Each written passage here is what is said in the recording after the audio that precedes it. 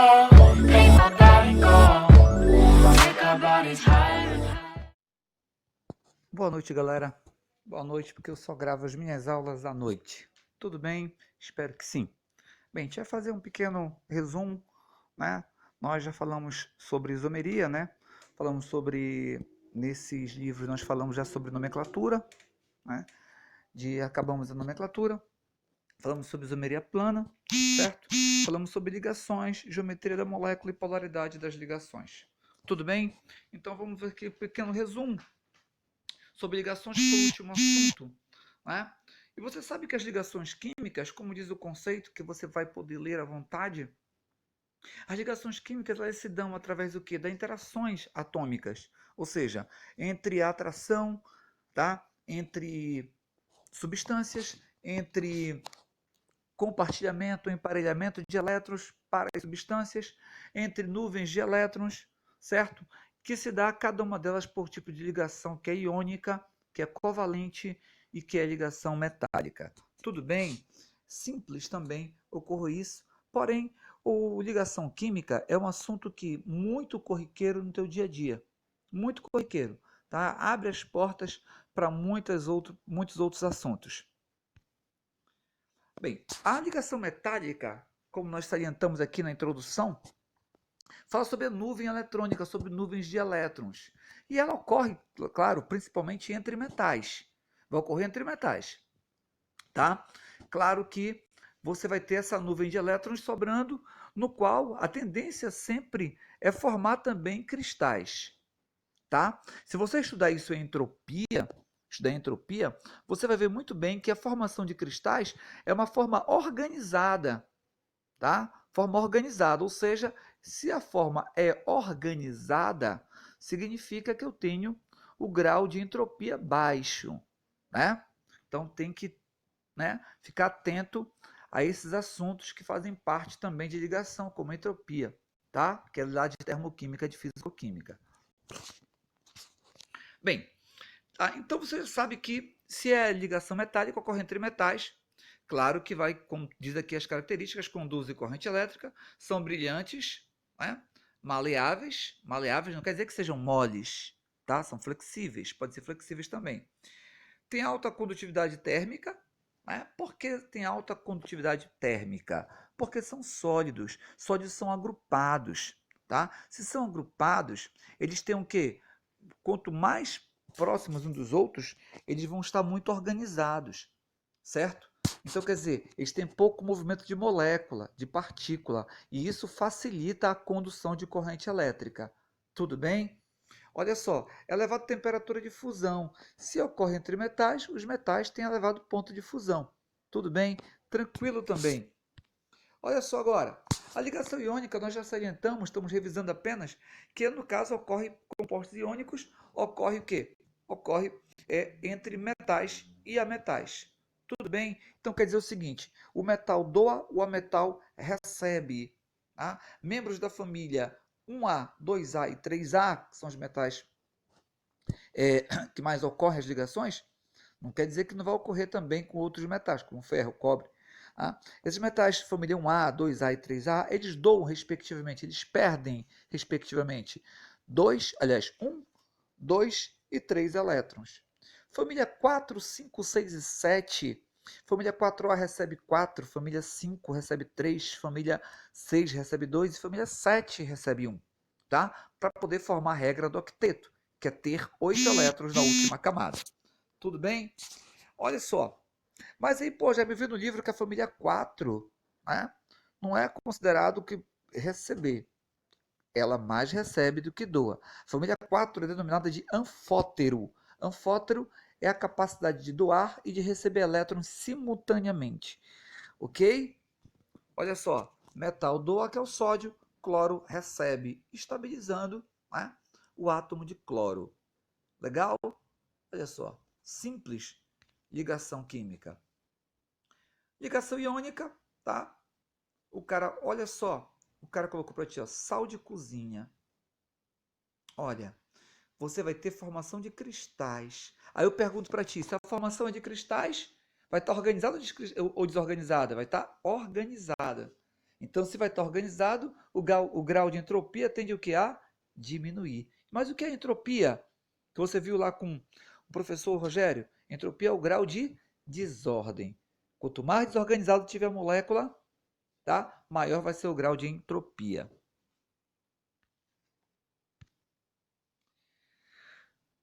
Ligação covalente. Ligação covalente. As ligações covalentes, tá?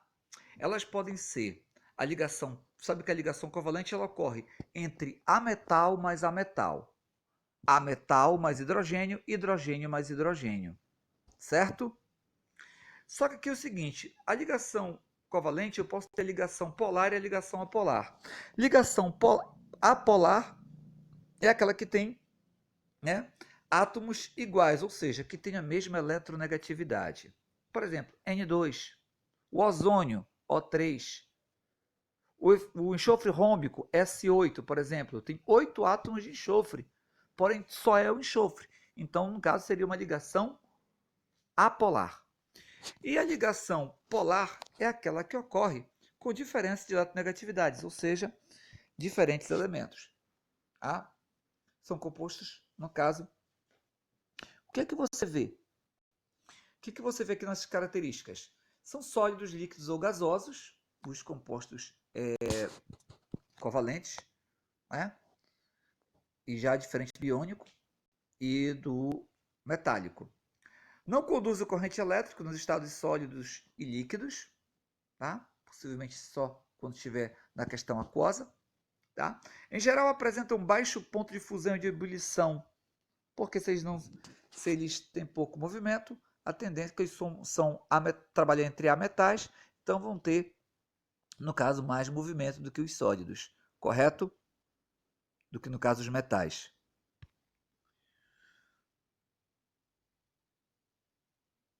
Bem, aqui nós estamos vendo aqui um slide que tem uma ligação iônica do sódio e as suas camadas, né?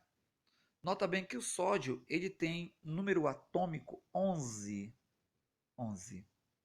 Então, 11 eu teria quantas camadas? 3 camadas. Tá? O cloro, tá? Da família 7A, eu vou ter quantas camadas? 7 camadas?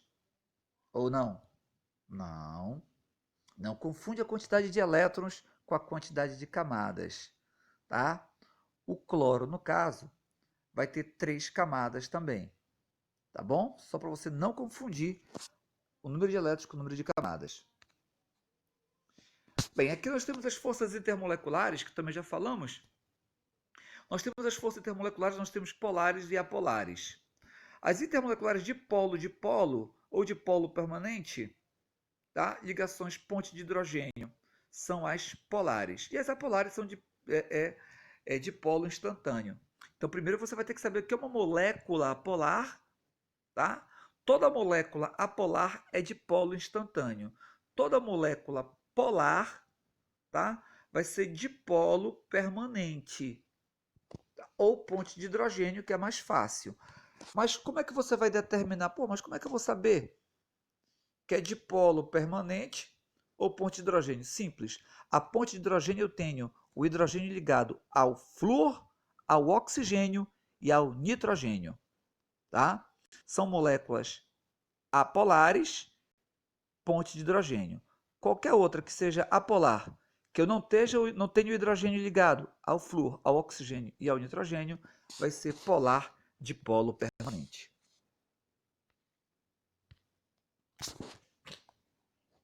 Forças intermoleculares, simples aqui, tá? De polo instantâneo ou induzido é aquele de moléculas apolares. De polo permanente, tá? É aquele polar que não tenha o hidrogênio ligado ao flúor, ao oxigênio e ao nitrogênio.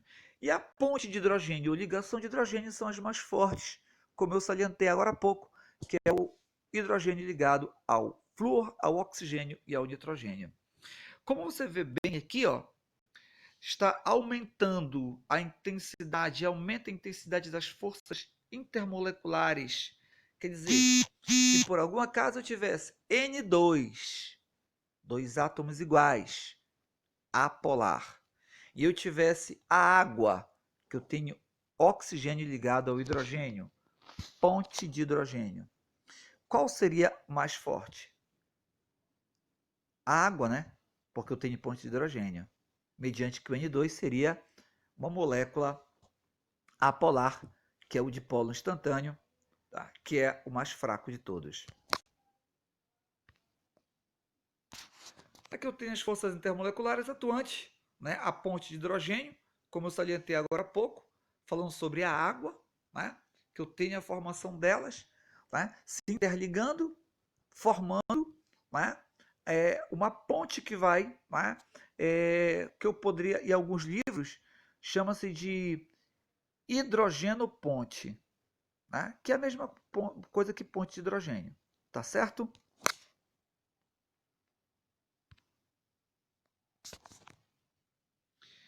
Bem, as moléculas apolares, tá? Como eu falei, apresentam um momento, como já falamos anteriormente, um momento dipolar diferente de zero, que você tem que saber, né? Que vou ter diferença de eletronegatividade entre átomos aí. Vou ter diferença de eletronegatividade. Como nós falamos ainda há pouco, né? Que então quer dizer que se eu tenho átomos diferentes, eu vou ter uma ligação que polar, né? Uma ligação polar.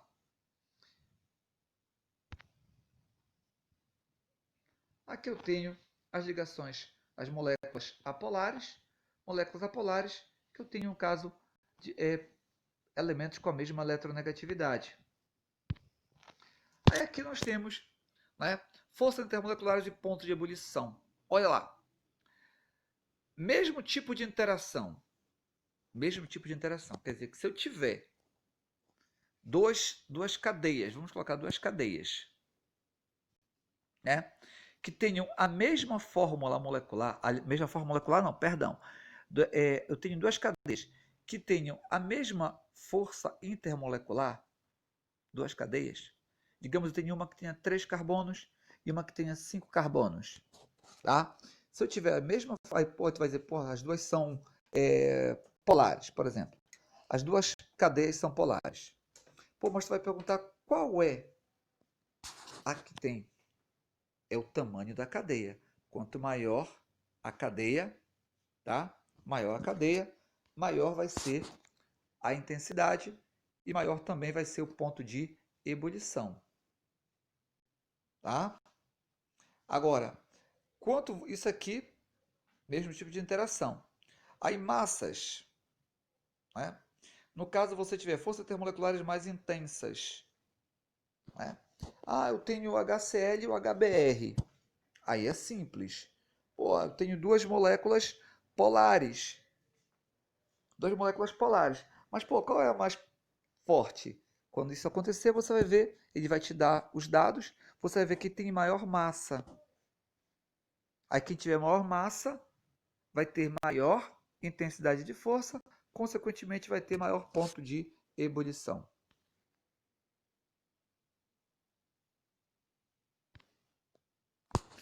Aqui um pequeno exercício de fixação. Olha só, a resposta aqui. O cara te deu um relógio. Indique a fórmula mínima e o tipo de ligação do composto eletricamente neutro que é formado quando o relógio do professor marca 9 horas. Tá? 9 horas. Presta bem atenção. 9 horas, eu vou estar com o ponteiro menor no flúor e o ponteiro maior no magnésio. Correto? Magnésio. Então, olha só. O sódio, o flúor, é da família 7A. Tá? Precisa de 1 para poder se estabilizar. E o magnésio é da família 2A. Vai doar 2 elétrons. Se o flúor é da família 7A, precisa de 1, e o magnésio da família 2A doa 2, então claro que eu vou ter um magnésio estabilizando 2 átomos de flúor. Certo? Então tá aí o porquê da resposta ser MgF2. E agora, letra B. 7 horas e 5 minutos. 7 horas, tá? Você vai pegar 7 horas. 7 horas, o meu ponteiro menor vai estar no N e o ponteiro maior vai estar no H. Correto? Presta bem atenção, tá? 5 horas e 5 minutos. Se é o N é da família 5A, certo? Família 5A. Família 5A, ele precisa de 3 elétrons para poder ficar com 8. E ele está interligado com o hidrogênio, que é da família 1A. Aí tu vai lembrar, se o nitrogênio é da família 5A, ele é um ametal. E se ele está ligado ao hidrogênio, que é no caso, então vou ter ligação de ametal com hidrogênio, uma ligação covalente. Então, se o nitrogênio é da família 5A, ele precisa de quantos hidrogênios para poder estabilizar? Porque o hidrogênio só tem um elétron. Então, vou precisar de quantos compartilhamentos? 3 compartilhamentos. Então, seria NH3, por isso que a ligação é covalente.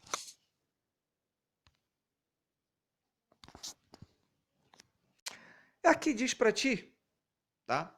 Tá te dando 4 substâncias. Aí ele fala, consulte a classificação periódica dos elementos e escreva as fórmulas eletrônicas das moléculas formadas pelos seguintes elementos. Fósforo e hidrogênio. Fósforo é da família 5A, tá? E o hidrogênio família 1A. Claro que teria o quê? pH3. pH3, já que o fósforo da família 5A precisa de 3 para se estabilizar. Ou seja, vão compartilhar com 3 hidrogênios. Tá? E seria uma ligação covalente. Enxofre e hidrogênio. Enxofre família 6A precisa receber 2 ou compartilhar 2. E o hidrogênio família 1A, novamente uma ligação covalente. Então, se o hidrogênio é 1, tem 1 para compartilhar, e o enxofre precisa de 2, então claro que vai ser H2S. 2 hidrogênios para estabilizar o enxofre, também uma ligação covalente. Flúor e carbono. Flúor e carbono. Bem, agora seria o seguinte, flúor ou carbono. O carbono é da família 4A, então ele necessita de 4 para poder se estabilizar. Né? Precisa de 4 para se estabilizar. E o flúor é da família 7A. Precisa de 1 para se estabilizar. Então, claro que o flúor, se o carbono tem 4 elétrons, precisa de quantos compartilhamentos? Se o carbono é da família 4 e o flúor da família 7, é uma ligação covalente também. Então, se o carbono da família 4A precisa de 4, então vou ter 4 compartilhamentos. Então, claro que vai ser CF4. Também é uma ligação covalente.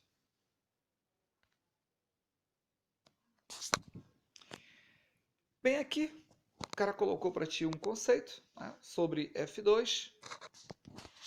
Aumentando um pouquinho. Olha, F2, Cl2 e Br2. Ele fala para ti o seguinte: qual as principais forças intermoleculares presentes nessas espécies? Olha,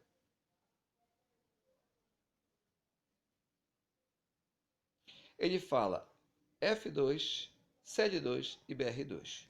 Quais as principais forças intermoleculares presentes nessa resposta? Como diz aqui, as forças intermoleculares presentes são do tipo interações de Van der Waals, de polo instantâneo ou de polo induzido. Então, Van der Waals, que é o cientista precursor, né, de forças intermoleculares, também pode ser chamado de polo, né, instantâneo ou de polo induzido, que é a força intermolecular, né, mais fraca delas. Entendeu? Beleza? Por quê? Mas por que vai ser, Jaime?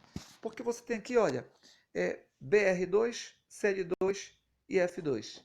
Eu tenho ligações entre átomos iguais. Ligação entre átomos iguais, mesma eletronegatividade. Ou seja, ligação apolar. Molécula apolar. Molécula apolar é de polo instantâneo, ou Van der Waals. Ordene essas espécies em ordem crescente de temperatura. Ordem crescente. Do menor para o maior. Pô, aí coloquei de temperatura. Olha só, quanto mais elétrons são da mesma família, flúor, cloro e bromo. Quanto mais eletronegativo, menor será a temperatura. Tá? Então, quer dizer, quem é o mais eletronegativo? Flúor. Quem é depois dele? Cloro. Depois quem vai ser? Bromo. A eletronegatividade cresce na família 7A de baixo para cima. Então a temperatura cresce da onde? De cima para baixo. É inversamente proporcional. Tudo bem? Beleza, pessoal?